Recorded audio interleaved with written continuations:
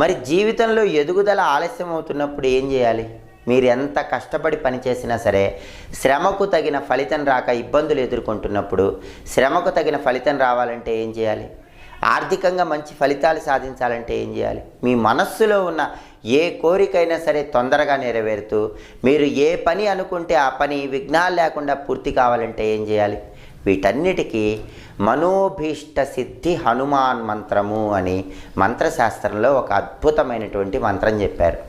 ఆ మంత్రాన్ని ప్రతిరోజు కూడా మీ వీలుని బట్టి 108 సార్లు లేదా 54 సార్లు లేదా 21 సార్లు చదువుకుంటూ ఉంటే అతి త్వరలోనే మీరు అనుకున్న పనులు అనుకున్నట్లు పూర్తవుతాయి.